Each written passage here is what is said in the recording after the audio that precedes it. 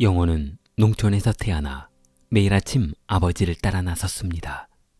하루도 빠지지 않고 논두렁에 물이 잘 빠지고 있는지, 잡초는 없는지 하루도 빠지지 않고 아버지와 함께 논을 둘러봤습니다. 하지만 젊은 나이의 영호에게는 이것처럼 답답한 생활도 없었습니다. 도시로 나가 개인 사업도 해보고 싶고 돈도 많이 벌어보고 싶었습니다. 농촌에서 어렵게 결혼 생활을 하긴 했지만 아이들이 커가는 것을 지켜보고 있자니 부모가 죄인은 아닌데 왜 이렇게 아이들에게 미안한 생각이 드는지 모르겠습니다. 그동안 내색하지 않았던 부인도 요즘 부쩍 말수가 많아졌습니다. 막내 아들이 제법 공부를 잘하기 때문이었습니다. 두 딸이야 미술에 소질이 있어 본인들이 하고 싶어하는 미술을 시키면 된다 치더라도 초등학교 때부터 중학교까지 전교 1등을 놓치지 않았던 막내 아들을 보고 있으면 그저 안타까울 뿐이었습니다. 논농사를 짓는 시골이라서 한 학급에 그렇게 많은 학생 수는 아니었지만 전국대회에 나가서도 10위 안에 드는 그냥 썩히기 아까운 아들 녀석이었습니다. 부인과 며칠 밤을 고심한 끝에 영호가 입을 열었습니다. 아이들을 데리고 도시로 나가자는 것이었습니다.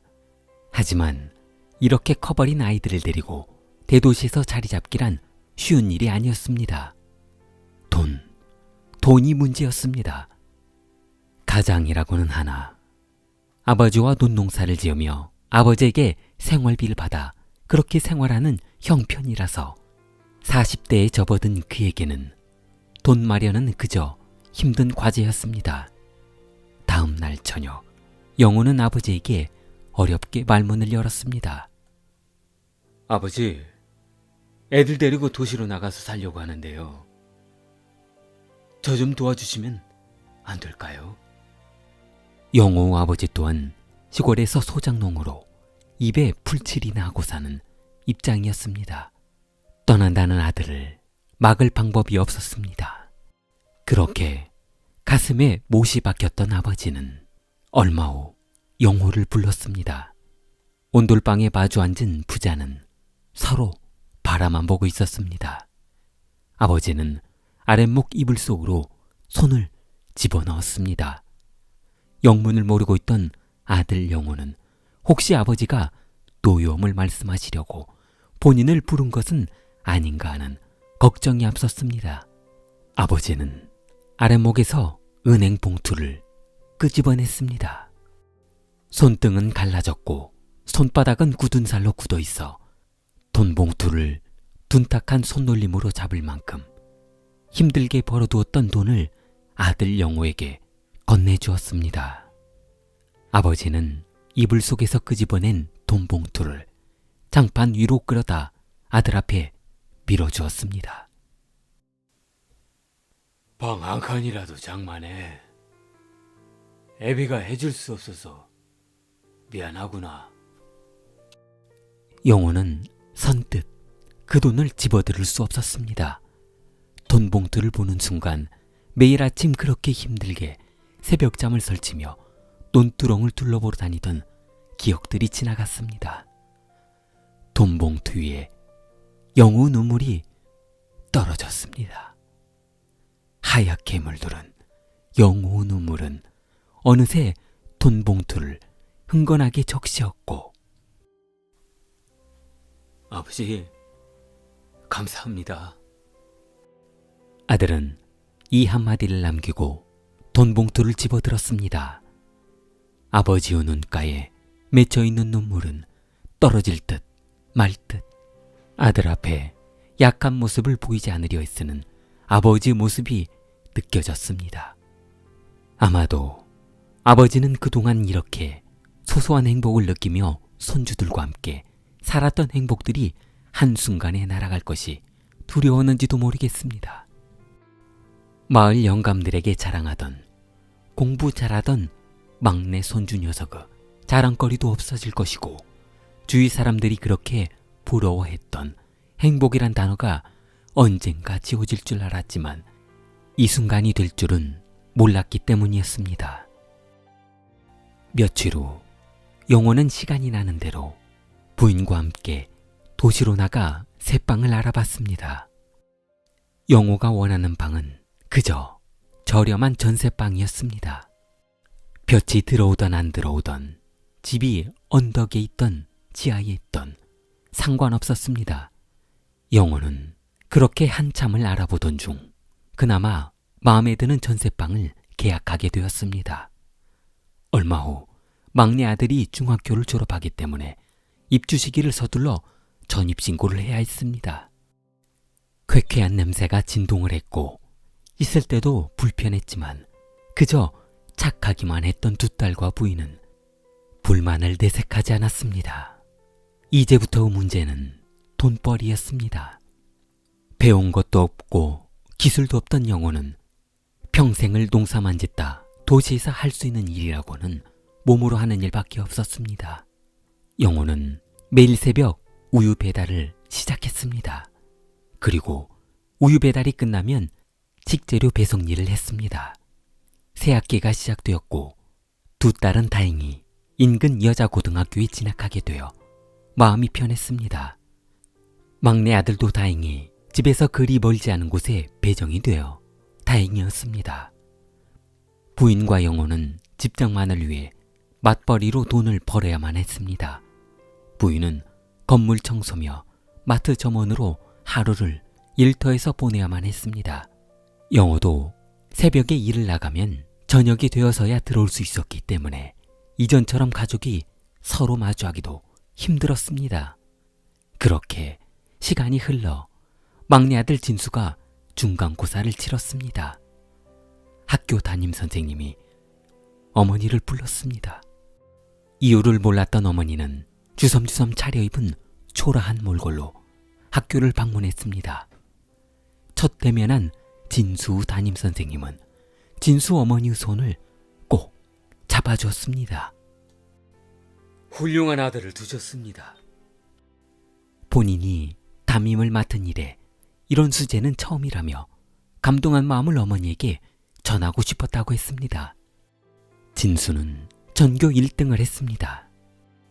학생 수가 한 학급에 600명에 육박하는 대도시 고등학교에서 1등을 했습니다. 어머니는 그렇게 힘들게 키운 아들이 자랑스럽고 사랑스러웠습니다. 그날 저녁 어머니는 힘든 일을 마치고 돌아오신 아버지에게 아들 자랑을 풀어놓았습니다. 오늘 진수 학교를 방문했는데 선생님들의 환대를 받았다며 내 생전 이런 감동적인 축하는 처음 받아본다며 아버지의 귀가 따가울 정도로 잠자리에 들기 전까지 하고 싶은 말들을 해댔습니다. 그러나 아버지는 그런 어머니의 수다가 싫지 않았습니다. 다음 날 영호는 고향에 계신 아버지에게 아들 진수 후 전교 1등 소식을 전했습니다. 할아버지는 역시 피는 못 속인다며 내 당장 노인정에 가서 자랑 좀 하고 와야겠다며 전화를 끊으라고 했습니다. 그해 말 진수는 학기말 고사에서도 전교 1등을 했습니다. 영호와 부인은 담임선생님의 방문 요청으로 또다시 학교로 방문했고, 아버님, 진수가 이대로 꾸준히 열심히 공부해준다면 서울대학교 전자공학과 진학은 문제없을 것 같습니다. 진수 꿈은 공학도였습니다. 미래를 준비할 수 있는 시스템을 개발하고 싶었던 그 꿈은 무르익어 갔습니다. 담임 선생님의 부탁은 이어졌습니다. 아버님, 진수가 모든 과목에서 월등하지만 2, 3학년으로 올라갈수록 국영수는 힘들어집니다. 여유가 되신다면 진수를 별도로 조금 더 공부시키는 것도 나쁘진 않을 것 같습니다. 복도에서 진수 상담을 지켜보던 한 학생이 있었습니다. 옆반 진수에 밀려 줄곧 2등만 하던 성호는 진수를 볼 때마다 기분이 좋지 않았습니다. 성호도 나름 중학교 때부터 공부 좀 한다는 수재로 소문이 나 있었는데 저런 촌뜨기 녀석이 들어오고 난 뒤로부터 2등이란 존재의 무의미한 존재가 되어 난생 처음 소외받는 듯한 느낌을 받았기 때문이었습니다. 저 녀석만 없어진다면 목숨과도 바꾸고 싶을 만큼 간절했습니다. 성우의 집에서도 초등학교 시절부터 중학교까지 줄곧 수제 소리를 들으며 1등 자리를 놓친 적이 없었던 터라 언젠간 다시 1등을 할 거라면서 성우 부모의 기대도 컸기 때문이었습니다. 하지만 여기 마음이 더 복잡한 사람이 또 있었습니다. 영화, 그 부인은 돌아오는 내내 마음이 복잡했습니다. 지금 번 돈으로 6 식구 먹고 사는 것도 힘든데 아들 녀석 과외에 딸들은 미술을 한다며 미술학원비에 정말 등골이 휘어질 지경이었기 때문이었습니다. 어쩔 수 없이 영호는 일거리를 조금 더 찾아보기로 했습니다. 영호는 식자재 마트 사장에게 부탁했습니다. 식재료 배송 일이 끝나면 틈나는 대로 식재료를 이곳저곳에 판매해보기로 했습니다. 언제까지 배송 일만 하고 살 수는 없었기 때문이었습니다. 그렇게 본인이 밥 끼니를 걸러가며 악착같이 벌어 막내 아들 과외를 시키게 되었습니다.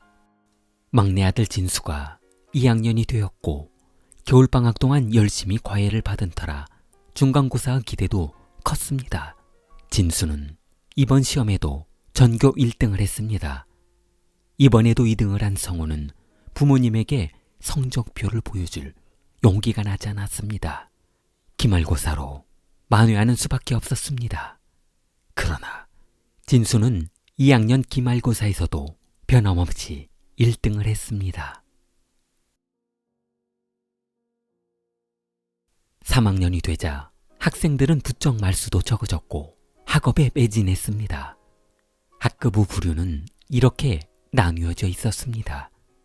대학 입시를 포기한 뒷자리 문제아들, 어떻게든 대학에 진학해야겠다는 중간자리 학생들, 최상의 대학에 진학하기 위해 새벽에 교실에 도착하는 학생들, 그렇게 교실은 살얼음판이 되어 하루하루 긴장 속에서 보내고 있었습니다.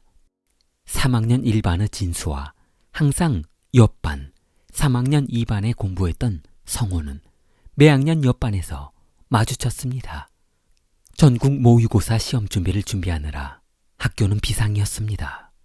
이번 성적으로 유명 대학에 진학할 수 있는 학생 수가 몇인지 가늠할 수 있기 때문이었습니다.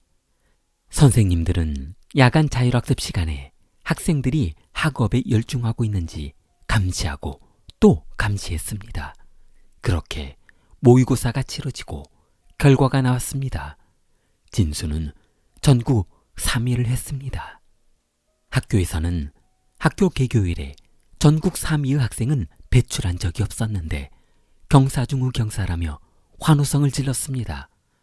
벌써부터 서울대학 합격이라는 현수막을 걸어야 하는 것이 아니냐며 설레발을 치기도 했습니다. 그렇게 교무실에서는 선생님들의 웃음소리가 끊이지 않았습니다. 모의고사가 끝나고 긴장이 풀어질 무렵 한참 야간 자율학습을 하고 있던 3학년 1반 뒷자리에서 수군거렸습니다. 야! 얼른 담임 없을 때 나가서 먹고 오자. 뒷자리 문제아들은 서둘러 나갈 사람들은 빨리 준비하자며 분주했습니다. 그때 저녁을 시원찮게 먹었던 진수는 야식 소리를 듣는 순간 갑자기 허기가 졌습니다. 진수는 본인도 모르게 야식이라는 소리에 뒤쪽 학생들이 있는 방향으로 돌아봤습니다. 그때 같이 담 넘을 사람을 모집하던 문제아 한 녀석과 눈이 마주쳤습니다. 그때 그 학생은 진수야, 너도 갈래? 얼른 가서 야식만 먹고 오자. 한참 동안 그 친구들을 바라보고 있던 진수는 벌떡 일어나 그들과 함께 학교 뒤 담을 넘었습니다. 배고팠던 학생들은 라면이며 김밥이며 닥치는 대로 입으로 집어넣었습니다. 야, 진수는 학교 대표로 공부 열심히 하니까 돈 내지 마. 우리가 다 알아서 내줄게. 그렇게 허겁지겁 야식을 먹으며 문제아들과 친분이 쌓아갔던 진수는 바지자락이 물드는 줄 모르고 틈이 날 때마다 그들과 야식을 먹으러 학교담을 넘었습니다. 이상하리만큼 여러 차례 담을 넘어 야식을 먹으러 다녀왔는데 단 한 번도 선생님에게 적발되어 혼난 적이 없었습니다. 금요일 저녁 학교 야간 자율학습이 끝날 무렵 문제아들과 진수는 야식집에서 맛있는 식사를 하고 있었습니다. 이번에 올라가면 우리 전에 갔던 데 있잖아. 거기 꼭 다시 가보는 거다. 거기 너무 좋더라. 무슨 나이트클럽이 신분증 검사도 안 하고 막 들여다 보내냐? 식사를 하며 문제아들의 이야기를 무심한 듯 듣고 있던 진수는 수저로 라면 국물을 떠먹던 손을 멈추며 너희들 서울 갔다 왔어? 문제아 성필은 퉁명스럽게 말했습니다. 그냥 바람 쐬러 갔다 왔지. 서울에 가면 뭐가 좋은 것이 있냐며 궁금한 것이 많았던 진수는 이것저것 묻기 시작했습니다. 한참을 진수 이야기를 듣고 있던 성필은 그럼 그러지 말고 이참에 우리랑 서울 한번 구경해 볼래? 문제아들과 진수는 토요일 저녁 야간 자율학습이 없는 날짜를 잡아 서울 구경을 마치고 일요일 저녁에 돌아오기로 했습니다. 물론 진수는 독서실에서 날을 새고 공부를 하고 다음날 저녁에 돌아오겠다고 집에 말을 해두었습니다. 단 한 번도 아들을 의심한 적 없었던 영호와 어머니는 아들의 말을 믿었습니다. 3학년 초라서 1등급 내신을 유지하는 것이 무엇보다 중요했습니다. 토요일 점심, 진수와 친구들은 터미널에 모였습니다. 친구들은 경비를 위해 십시일반 돈을 걷었습니다. 돈이 없어 쩔쩔매고 있던 진수는 어떻게 말을 해야 하나 망설였습니다. 나 사실 돈 없는데 어떡하지? 성필은 우리는 친구인데 무슨 걱정이냐며 일단 걷어진 돈으로 출발하자며 걱정하지 말라고 했습니다. 그렇게 버스에 올라탄 진수는 출발한 버스 속에서 두근거리는 심장을 애써 손으로 막아봤습니다. 서울에 도착한 진수와 친구들은 나이트클럽에 들어가기 위해 해가 지기만을 기다리고 있었습니다. 그렇게 해가 지고 대충 김밥으로 끼니를 때운 성필과 친구들은 차비를 아끼기 위해 나이트클럽 방향으로 걸어갔습니다. 웅장한 클럽의 규모와 번쩍이는 네온사인은 진수를 혼란에 빠뜨렸습니다. 어때? 멋지지? 서울 왔으면 이 정도는 해줘야지. 클럽 입구에 들어선 성필과 친구들은 입장을 못하고 한참을 서성였습니다. 입장료 가격이 인상이 되어 입장료가 부족했던 것입니다. 이러지도 저러지도 못하고 한참을 실갱이하고 있을 때 한 친구가 한마디 했습니다. 그러길래 저 돈 나는 저 돈독이 놈만 안 왔으면 각자 낸 돈 가지고 입장료 걱정을 안 해도 되잖아. 이거 공탕 치고 집에 가게 생겼네. 그때 성필은 친구들을 이끌고 한적한 곳으로 자리를 옮겼습니다. 내 말 잘 들어. 어차피 우리들은 친구야. 오망하지 마. 성필은 계획했습니다.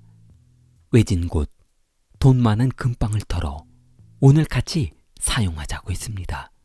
성필은 친구들에게 역할을 분담해 주었습니다.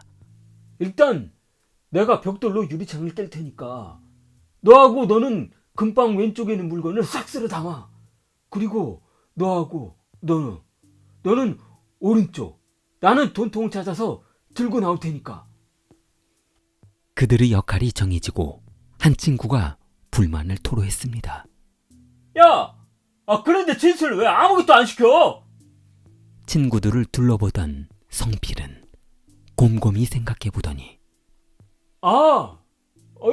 망볼 사람이 없었네. 성필은 망볼 필요도 없이 금방 일이 끝날 텐데 뭐하러 망볼 사람까지 정하냐며 친구들에게 웃으며 말했습니다. 금은방 유리창이 박살나며 폭발음이 인근 상가에 울려 퍼졌습니다. 보안업체 사이렌 소리가 고막을 찢는 듯했고 번쩍이는 붉은 불빛이 금은방을 휘저었습니다. 서둘러! 진수 너는 누구 오면 얼른 실어주고! 계획한 대로 두 녀석은 금방 왼쪽에 진열되었던 귀금속을 쓸어 담았습니다. 그리고 성필은 돈통을 찾아 이곳저곳을 헤매고 돌아다녔습니다. 찾았다! 돈통을 손에 쥔 성필은 금은방을 나와 골목으로 달리기 시작했습니다. 그때 한참을 망보고 있던 진수는 경찰차 오고 있는데 이거 어떡하지? 난생 처음 겪어본 공포감에 진수는 아무 소리도 들리지 않았습니다. 그리고 아무것도 보이지 않았습니다. 무서워서 그 자리에 쪼그리고 앉아있던 진수 귓가에 한마디가 들렸습니다. 도망가! 진수는 달리기 시작했습니다. 4차선 도로를 가로질러 숨이 멎을 때까지 달렸습니다. 그러나 공부만 할 줄 알았지 달리기라고는 해본 적이 없던 진수는 아스팔트에 고꾸라지고 말았습니다. 진수는 현장에서 현행범으로 검거되었습니다. 그리고 귀금속을 들고 도망갔던 4명의 친구들도 모두 현행범으로 검거되었습니다. 5명의 친구들이 모두 검거되었으나 제일 먼저 도망친 성필은 잡히지 않았습니다. 그날 새벽 3시 진수 부모는 요란하게 울려대는 전화 한 통을 받았습니다. 서울 경찰서였습니다. 진수가 현행범으로 검거되어 현재 경찰서 구치소에 수감되어 있다는 것이었습니다. 아버지 영호와 어머니는 그 새벽에 택시를 잡아타고 택시비 수십만 원을 지불하며 경찰서에 도착했습니다. 아버지는 숨이 멎는 것 같았습니다. 경찰관들이 하는 말 모두가 거짓말 같았습니다. 평생 속 한 번 안 썩이고 성실하게 살아온 아들이 한순간 잘못으로 이런 엄청난 범행을 저질렀다는 것이 믿어지지 않았습니다. 영호는 경찰관의 설명을 들은 후 사실을 알기 위해 사건 현장 금은방으로 향했습니다. 현장에서 사건 상황을 둘러본 영호는 눈물이 쏟아졌습니다. 우유 배달하며 밥도 굶어가며 오직 자식만을 위해 살아온 인생이 너무 억울했습니다. 아수라장이 되어 있는 금은방은 마치 폭격을 맞은 듯 했습니다. 그런데 설마 이런 범행을 착하기만 했던 아들이 했을 것이라고는 조금도 의심하지 않았습니다. 경찰서에서 모든 조사가 끝나고 금품을 강탈했던 4명에게는 중벌죄가 적용되었고 진수에게도 처벌은 벗어날 수 없는 결과로 받아들여져야 했습니다. 그렇게 진수는 소년원으로 향했습니다. 4명의 친구들과 함께 소년원에서 수감 생활을 시작해야 했습니다. 결국 학교에서는 이 사건의 소문으로 학교 이미지가 나빠질 것이 두려워 서둘러 진수를 퇴학 처리해버렸습니다. 나머지 학생들도 모두 퇴학 처리했습니다. 진수 어머니는 소년원 앞에 울먹이며 혼자 서 있었습니다. 철문이 열리고 하나둘 머리를 빡빡 밀은 소년들이 풀이 죽은 모습으로 걸어 나왔습니다. 그때 진수가 철문 앞을 걸어 나오자 진수 어머니는 애써 참았던 눈물을 쏟았습니다. 진수에게 달려가 안아주었던 아들은 그저 먹먹할 뿐이었습니다. 어머니를 한참 동안 끌어안고 있었지만 아버지는 보이지 않았습니다. 아버지는? 어머니는 손수건으로 눈물을 닦으며 진수를 앞에 두고 뒤돌았습니다. 아버지는 위암으로 투병 중이어서 이곳에 오고 싶어도 올 수 없다고 했습니다. 아들 학원비를 마련하느라 한 푼이라도 아껴보겠다며 밥을 굶어 결국 본인이 이겨낼 수 없는 위암에 걸리고 만 것이었습니다. 진수는 끌어안은 어머니를 앞에 두고 차마 눈을 뜰 수 없었습니다. 어머니와 진수는 아버지가 입원해 있는 병원으로 향했습니다. 병실에 들어서자마자 눈물이 글썽였던 진수는 아버지를 보는 순간 무릎을 꿇고 말았습니다. 뼈밖에 남지 않은 아버지의 모습을 보고 차마 고개를 들을 수 없었습니다. 아버지는 아들 모습을 보고 싶다며 가까이 와보라고 했고 아버지는 그저 자랑스럽기만 한 아들에게 한마디 했습니다. 아버지는 아직도 너를 1등급 아들로 기억하고 있단다. 진수는 그 이후로 공부를 다시 시작했습니다.